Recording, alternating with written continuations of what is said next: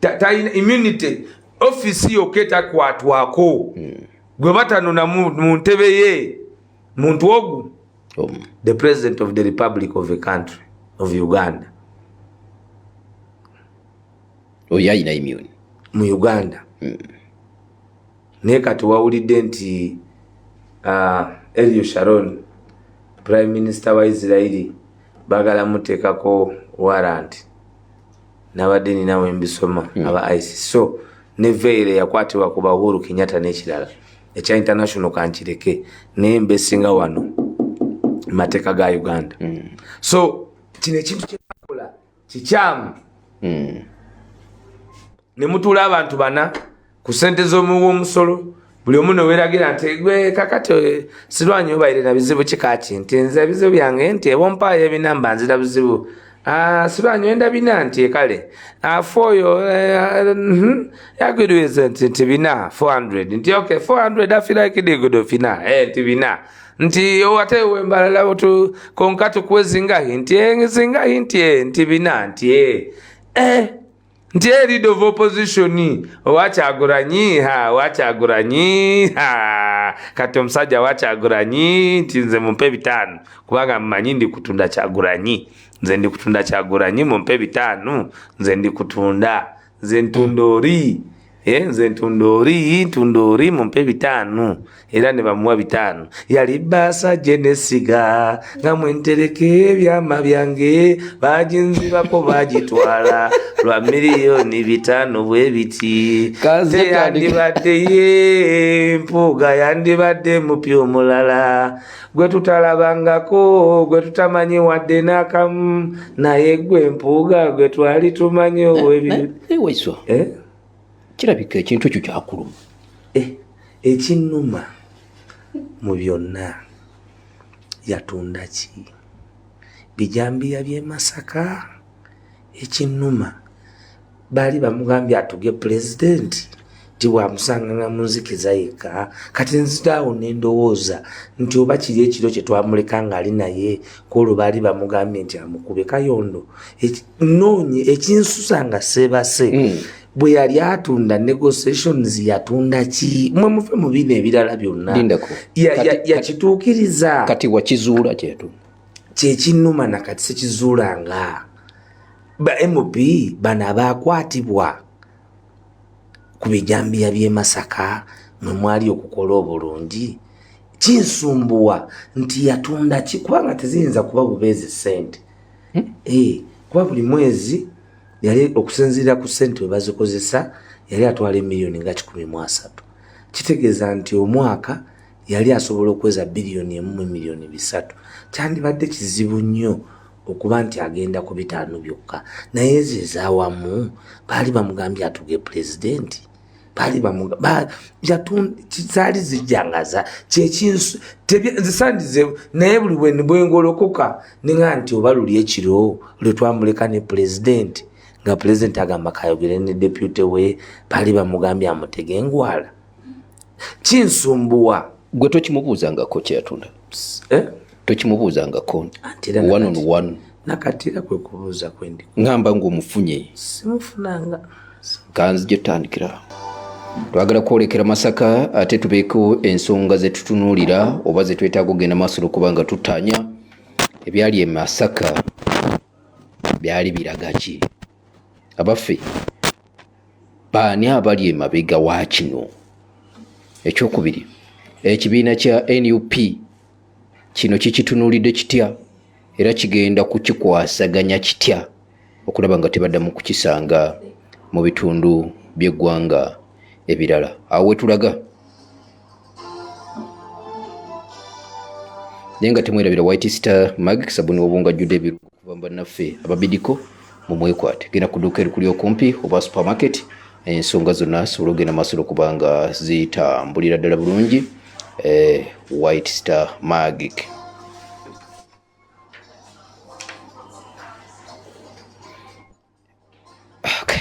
njagala tumale okwolekera ebitundu eby'e Masaka ate tulabe ensonga butya bwe zigenda maaso n'okuba nti zitambula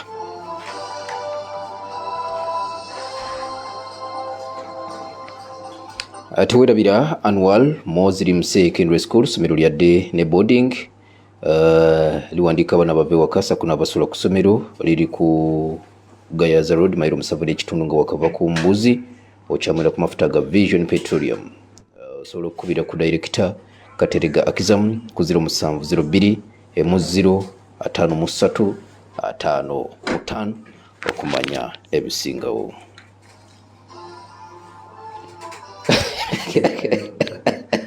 Kayongo kiki waiso njagala twolekereko e Masaka olugendo lw'e Masaka nga mugenda mu kuziika tulina bye twalaba ne twongera okwewuunya ensi. Bino byonna bye mwalaba ku luguudo nga situnatuuka eri mu kuziika, abantu abaali mayimiridde ku luguudo nga bawanise ebipande, mwali mubisuubira? ebipande bya ebipande bya tewabalaba? ati njala manya bipande bityoba Ebipande byaliko obubaka obw'enjawulo. tebaliwo mu kkubo twabasanga baba bategeka abantu nga 7 nga tuyingira mu kuziika ku mulyango gwennyini abatulinda nga batwaniriza era family kyagiyisa bubi nnyo nti abantu baali bategese olutabaalo mu kuziika omugenzi Pascal Kayongo tijja kubeera kyabulyazaamaanya bwe sitandikana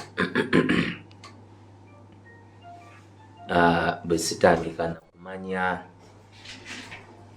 kye nninakola ekyokwebaza abantu bonna abatendeka eŋŋendo okuva e Bungereza, okuva mu America, okuva mu nsi yonna ne mu Uganda mu parts of the country ne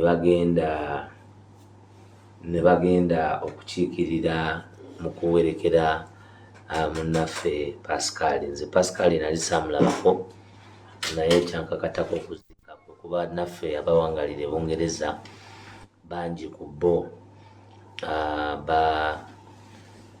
baali balaga obumu, obuvunaanyizibwa, amaanyi. Ate bwe nayogerako ne president era baali balimanyiganye. Naye ekirala ebyobukulembeze byange nze nga ngamba bannayuganda nti bisibuka mu mikono gya Mathias birekeraawo. Nsuubuka nakwatagana naye mu nsonga nnyingi, namuyigirako ebintu bingi nnyo, nabwe kityo kibadde kikulu okulambulula ensonga nti twagala okuyimirira ne famire ekisooka okubasaasira, famire ya mwami Nsubuga, famire ya mwami Pascal, famire bonna ennyumba eyo yonna ey'Ekiwangala twagala okubasaasira olw'okuviirwako omuntu w'obuvunaanyizibwa waabyo abadde takuliridde nnyo nti akulirira emyaka, abadde akyali muweereza eri abantu. Community y'e London mwafiiriddwa nnyo omuntu. Pascal abadde ayamba okubridginga home gap, nti ebintu byonna omuntu bye yeetaaga ebiva eno eka abadde asobola okuba nga mu dduuka lye asobola obbikuza nga munnayuganda, nga amatoko munnayuganda asobola okugalyako, okugamba y'omu ku abo ababadde batradinga mu home products z'abannansi. Kitegeeza abadde ayambako okucreatinga emirimu. Bano be bantu bandibadde bakubira emizinga 30 years transacting a business e London ng'eyamba bannayuganda abalimi. Yandibadde ali organized, yandibadde aweebwa funeral erinne bigger than the National Unity Platform oba President said yamuwadde, kubanga abadde ayamba to create jobs.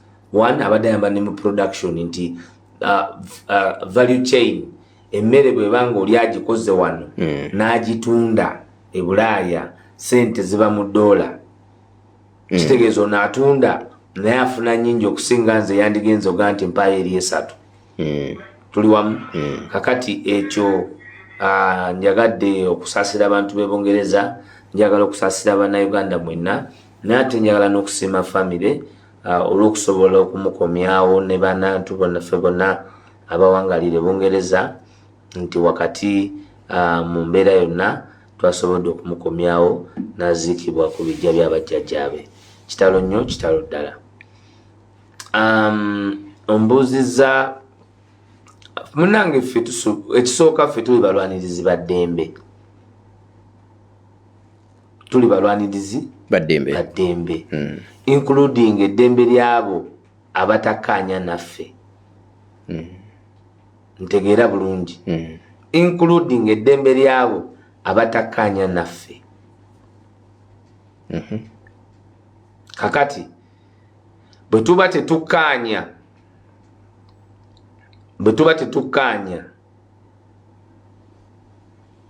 naawe naye ng'eddembe lyo linyigirizibwa ate kitukakatako nalyo kuliwa ekitiibwa. Ffe tutambudde ne bannamawulire era bakimanyi nti ffe buli muntu tumulwanirira mu the line of their duty. Era Kayongo naye wafuna ebizibu. Inna lillahi wa inna lillahi. Muganda wange Ramadhan anagamba ebiseera ebyo nti nga 12 yaweze ennaku 4. Nali mukwasiza era ebyamateeka yakuteeka mbakira yantibe nga naye alinze kugamba nti bali kubaja amabunda era nga nti amusiraamu Kayongo muleke ndaja muwulirize. Kakati kyengezaako okulaga nti obutakkaanya ku ddembe ly'obuntu tebuliiwo mu ffe. Kyobola President yabainaga sipapa awozesebwe mu mateeka amatuufu. Naye nga sipapa yagezaako okuba abantu amasase kamoki. Kwaye mukulembeze talwana kakasa, alwana kulaba nti waliwo obwenkanya. So omuntu yenna njagala ategere nti oli okuvaayo okujja okwogera nga bwe yandibadde azaayogera tekyandibadde kizibu, naye obuswavu bwe bwajjidde nga ab'ewaka batuuse n'okwagala okumuggyako akazindaalo.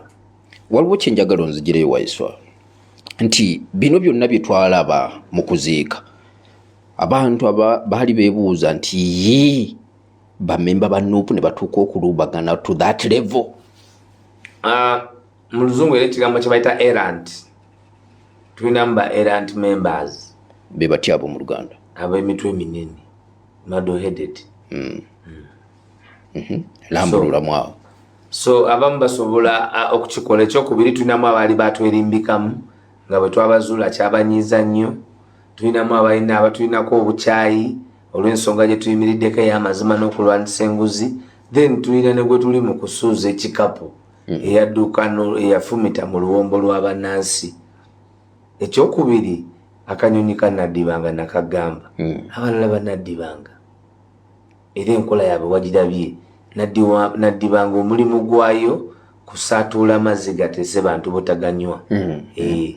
Ye oluteeka bwe kati kanaddibanga nga kajja kagezi nnyo kagalinda era kagezi nnyo ku ekyo ekyo galinda gateeke era gwe oluteeka bwe pa nga kayingira nga katabula era olumala okutabula nga kavaamu tekabaamu musinga kadda mu sipiyo. Kavako nnyo. So tulinawo bunnaddibanga era ndowooza bamanyi nti tebayinza kuddamu kuddibanga bintu bya National Unity Platform. Ekyokubiri nagamba nali wano nengamba abantu nti Nuupu nyanja weddaabo noole nti wa mabunda manene asibe tayimu mutidi mu bulago atatidi mu kimunkende ajja kutengejja paka Southern paka Misiri Mediterranean. Tomanyi nti omuntu n'agwa ku River Nile omulambo bwe gukubula wano wonna sinagulindira eri Egypt Misiri. Nina kyenjagala nga gutengejja obuuza ba Mediterranean nti mugubwoineku tigwabise wano gwaviireeyo. Manye ensi naddala mu Sabbiiti amawulire agasinga bagasuubira wano era nga baagala okutegeera ekigenda maaso mu ggwanga. Obedi wamukola ki? Munnange eno kati eno program ya radio gyembaako. Yes. Twali twogeddeko kwa Bedi. Nzijukiza n'abawuliriza banzijukize. Twali tumwogeddeko. Alina ekyokumwogerwako. Omanyi Abedi abantu balina kye babuusa amaaso ajja atya mu kalulu. Yes. Besigye bwakola alliance ne Paulo Kawanga Ssemwogerere najja mu kalulu ako baatandika okunoonya omuntu eyali asobola okubeera n'erinnya erisooka erya Besigye ku ballot paper kwe kuleeta Abedi Bwanika asikirize Besigye occupying position number 1 ku ballot paper. Banya balireeta nkutidde ate nkugambe baalireeta anti awo njagala eno namwatulira Yoweri Kaguta Museveni waike era meeting yatula Makerere olwo nga akolagana nabo mu bino ebintu bye yasoma wasoma omuddo Latala Kamala oyogera ekika ekirala mugire ebika mwasoma ku muddo bantu bajja kugikuwandiikira kakati ebyo byasooka obbaga atambulizaamu kubajjanjaba muddo Pascal mu ebyo biki ebyo bwe bitu byabaamu kakati bwe bukugu bwe kakati abawa proposals ze mu ebyo ebyokujjanjaba omuddo ebyokujjanjaba omuddo era ne bwe yayogedde mu kufiirwa omuntu gwe yayogeddeko yabadde tasobola kuvaayo kuba baayawula gwe yabadde agamba nti yamula era ate kyobola yagaye tamanyi nti waali. Ekyokubiri kakati nze mbeere n'obuzibu n'omuntu gw'omanyi bulungi nnyo nti bakubuulidde nti lw'osooka omuwulira nga bamaze okumanya nga Uganda yonna egamba kimu nti Besigye awangudde. Besigye ali mu kooti aleese omusango aguleese agusabise bulungi obujulizi obuli ku fayiro nti ayo oli yawangudde bulungi nnyo mu kalulu ke yagamba nti bawangudde bulungi nnyo ke kalulu kakoza Mutale ke yasinga okuba mu bannansi. Akalulu kakoza Mutale ke yasinga okuba mu bannansi emboko ke kalulu Abedi Bwanika ke yalayira ekirayiro nti yakyasinze nti kanambo akaluko obwenkanyako tekabangawoko nga kaliko n'abafudde bwe bakubye amasasi e Bulange. Ati ze newunyiza ontegedde bulungi nga kaliko ne bakubye amasasi wa e Bulange ye yagenda n'akuba ekirayiro nti akalu tekabangawo. Nze ekyasinze okunewunyisa Waiswa. So nze sijja kumala budde ku ye ekisooka kubanga okumala obudde ku ye kuba kuva ku nsonga nkulu. Yabadde mutume ate ebigambo ebyo tebyabadde bibye kubanga bwe bavuddewo ne bagenda mu bbaala bye bayogeredde mu bbaala byalaze bye babadde bateeseteese. Ekisooka baaluyise lutabaalo kitegeeza babadde bazze mu lutalo ffe kitutamanya kuba mu bigambo byabwe baga nti olutabaalo mukulikeyo mu lutabaalo mu kuziika baaluyise luki lutabaalo. Ekyokubiri bagamba tetuyingira Masaka twasisinkanye Masaka kati simanyi oba bba abasobodde obutoogera be basalawo Masaka oba nedda kubanga Mwami Abedi babadde bamuyita ajje ayite Mpoga Mwami Mpoga yabadde Papa Ssemweso omuzindaalo ontegedde bulungi. Okusiiwukako okw'empisa ne kuleetera abafamily okugaana Mpoga okwogera ne environment eyabaddewo nga His Excellency Robert Kyagulanyi Ssentamu yekka yayinza ate okukakkanya abantu okuddamu omukolo okugenda mu maaso. Wanjagala kitalo kunjagala nakuwula omukwano mu bantu wakati okufiirwa. That leadership waliwo akagambo obukulembeze obwo waliwo akagambo akantabudde Waiswa mu bigambo ebyayogeddwa ku mukolo. Lwaki mutta abaana abakulembeze ba Buganda? Kati ekyo kyokka kyetaaga okuinterogatinga. Kitegeeza abatta alina superiority okubatta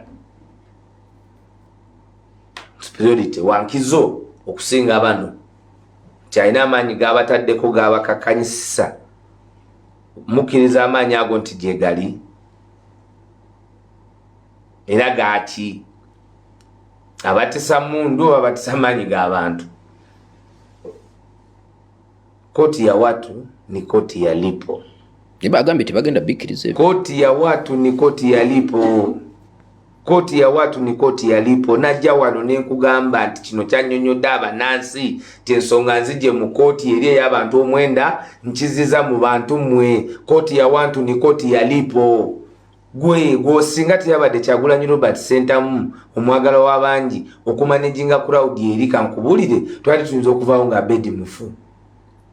Mufe by'okusaaga bye tulimu bino bye tuli mu kukola emboozi ensonga nefuuka ntono kubanga bo babadde bategese kutemula Kyagulanyi. Meeting bazituza Kasajjagirwa Barracks. Era ne batwala abantu okubatwala ku site okola obulumbaganyi ku president. Kubanga ffe tuli less human. Ffe kisobola tukolebwako ekintu kyonna. Kuba ekitutawaanya wano ffenna tutuusewo lwaki mulugube gwa bifo. Father Kibi yagambye nti okweyagaliza ebifo ne bava mu kusaavinga abantu ono ekimutta kintu eki official leader of opposition nabwa commissioner kati oyo abakubiri ng'era bolaba nti mawo kati minister nti bo olutabaalo balufuula lusuku office zaafuuka nsuku tebalina kye baliko tebakulimba gwe Munnayuganda nti balina kye baliko. Nze nina omukulembeze gwe natwala obudde nengenda nensinkana nampita mu kitundu ekimu ne kyayinagana okumunywa naye nga ye byannyonnyola ensonga zagezaako okukunnyonnyola akulaga nti yeetagayo era obudde okusooka okutegekera abaana be okuba nga yenyigira mu lutabaalo obutereevu. Kati oyo gwoyinza okumwesiga wakati mu nsonga ezo nga zikinyiitira.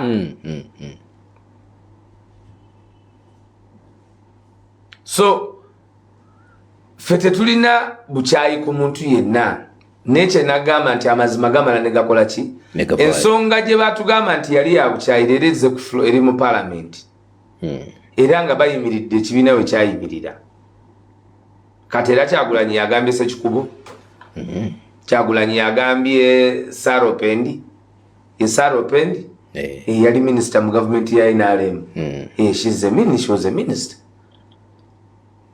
Yamugambye yagambye oli omukyala ava mu mambuka gwendabyewo.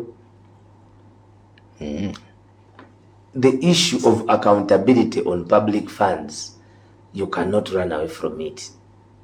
Kati olwaleero ekintu kye balowoozanga nti kyali kya social media kizze to account. Olwaleero abantu abagambanga nti abo abatulimba olwaleero Anita Amongo bakwatibwa nga bainvestinze Bungereza, bakwatibwa nga abaana baabwe basomera Bungereza. Ontegedde bulungi. So the value chain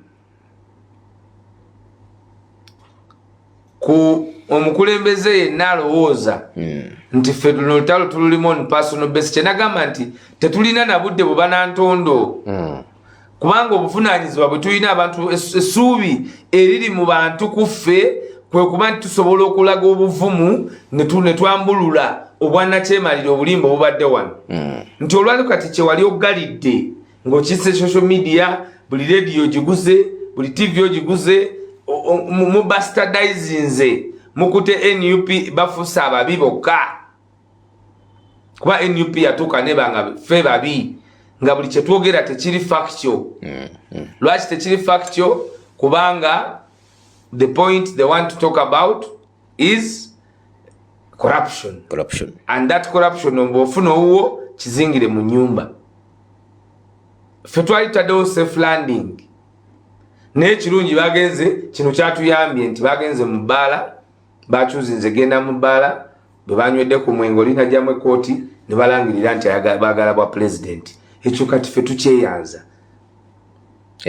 Tukyeyanza kati ate okulinnya ku minzaani golaba Katumba oba tetwanyigira Katumba Gerard ate ffe tuyinza Katumba oye walaba tukana Katumba oye tojja. Kakati ebintu ebimu kati ng'ebiruubirirwa by'omuntu bibeera bavas. Ontegedde bulungi kuba badikiralinze mu bbaala nti bajja kuba president era ffe tubayozaayoza kyekibadde kiruubirirwa kyabwe era bajje bakituukirize. Tewaliwo monopole ku buvunaanyizibwa bwaffe. Just ffe twagamba nti tetujja kuba na muntu nga ku makyali naffe olw'eggulu ng'alina nakyemalira bagabana ssente za ggwanga. Kakati genda yabagenda okukkiriza nti mugabane. Kyetwayogerako emyezi 2 ne bagala tuli high-handed, leero kikomyewo mu paalamenti. Nga tuweereza ebikya. Twogedde ebigambo bingi nnyo. Era kyali kyangu nnyo omuntu okulowooza nti NUP egenda kuggwaawo. Tewaliiwo kaseera kazibu ke twasanga nga kulwana n'amazima okulaba nti gannyikira mu bantu. Kino kimwasanze Masaka temwatiddemu. Ekiriwo kya ate Masaka gwe bwenzijeewo n'otasobola kwogera abaana bo ne bagamba ataata sirika. Oyogera nnyo bulijjo sirika. Ebyogera tebigasa leka bali abagenyi boogere. Ekyabadde Masaka nze saagala kukyogerako mu mbeera yonna. Nze njagala kwebaza Katonda nti twakomyewo Kyagulanyi si mufu. Kubanga ekintu kyonna kibateekerateekera mu barracks. Gwe wali weebuuzizaako abaali bakuba Kato. Wali weebuuzizaako nabo bava Kasajjagiru mu kutendekebwa. Era Mpuuga ayita. Mujje! Naye agenda okuyita nga bayita nti mujje nga waliwo abali mu nsiko, nga waliwo ate nabo bali musanyu okulaba ku president. Kuba ono mwangu nnyo gwe okuwaayo essente zo nti bamutuuseeko obulabe. Naye bw'atuuka biba birala n'oligoba wawadde. Era bwe baatugambye nti foli omubbi namwe yatuwadde ku ssente zaffe. Nti omubbi yatuwadde yatuyise. So tubisuubirwa ebyo byonna mukalukalu tajja busera. Ne bwe bumwokya kugamba nti buntuuse mu mamiro wene. Bagiyita Paul FM 107.9 ekkula ery'omuntu wa bulijjo. Gye buvuddeko katono ekibiina kyafulumya enteekateeka z'okuddamu okutalaaga eggwanga. Nalabye poliisi egamba ekyalina byekyetaaga okutegeera. Poliisi? Yes. Wasomye ebbaluwa y'Enanga si ya poliisi. Enanga si yayogerera poliisi. Enanga olumu aba n'ebibyo munnange. Olumu Enanga ajja nga talina kirala, Onyango ng'alina kirala. Kubanga as far as I know, ebbaluwa twazikola era zaabaweebwa. Ne babagamba ki? Amateeka tegatugamba kubasaba lukusa. Kuba bw'obanga ate oli kibiina kya byabufuzi ekigenda okulembera eggwanga nga naye ate okugenda okwogera n'abantu olina kusaba poliisi lukusa mu military state oba olemeddwa. We are in a democracy era tutakabanira democracy. Ate abantu bonna ebibiina bitambula. Leero Dr. Besigye abadde Masaka, NRM etuze enkiiko zaayo. Everybody is moving. Siraba lwaki ekyaffe kifuuka ekyenjawulo. Bagamba nti kiso kya mbuzi kirekerera omubaazi. Kirekerera omusi. Omusi ekitunulira omubaazi. Father Semwogerere ye yabuulira. Ye yagamba nti abakulembeze balekere okuba n'omuwuudo. Tyakulembeze mulekere awo okuba n'omuwuudo. Okukavula kino, wakavula kire, wakavula kire, wakavula kire. Era n'abasaba baswaleko. N'agamba toyinza kubanga wayina enkumbi ekabala n'ekoola gwe n'osigazaako muyini. Olw'obusente, busente ekyobo $5,000,000. Kakati ne Father Kibi ayongeddeko n'agamba nti lwa bifo. Mau yagenda kati minister. Kati n'Empuuga alemedde kuba commissioner. Kati ayinza ogaana ekifo. Bw'aba obwa commissioner dragging down integrity ye. Kuba bino byonna kuzaayo $5,000,000 naye n'okuva kuba commissioner. Kati bagenda kakamukake. Eyali aweereddwa omukisa nga yeetonze mu batono. N'abangi bamukkirize tuddemu tutambule. Bagiyita Paul FM. Oba ntegedde bulungi. Nfunye bulungi. So awo we wava enjawukana era teyinza kuba nti it is a struggle. Njawukana nti bannaffe bagenda ne bafuula offices ensuku era ne bateekawo competition mu bo. Ani agagawadde okusinga munne, ani azimbye essomero, ani alina supermarket eno wano, ani alina kiri wali. Kati abakulembeze buli omudda mu competition eyo office zammwe ne zifuuka olusuku omulamwa gufuuka selfish. Waiswa tusibula eggwanga njagala kulisiibula luli Edith Katende saati ku makya najambalira ku mulyango era singa Fiona Sisson mu America e Colorado mulamu wange teyabiyingiramu kiki tegaga nti naye kati muyo programu mwena mwagitwala Kayongo yanerabira ngatowaye Kayongo abadde n'abemotoka bamugoberera Kayongo nga bamugoberera naku naye atambula ayambadde ebikofiira okuva wa muganda wange Suman Sentongo yakoma okuva South Africa sinafuna na mukisa kusinkana naye you can imagine netufiiridwa muganda waffe Oman nasoma naye Masaka tebandeke Oman kitalo nnyo kitalo ddala ettaka ejjungu esobodde kujja kubegatako mu kuziika ku muganda wange oyo abadde akolera Mengo era nsaasidde nnyo abantu mwena abatunda awo spray Mengo ku lw'okuviirwako tebandeke Oman musajja waffe abadde omukakamu ennyo tusaasira bonna abali mu bulumi.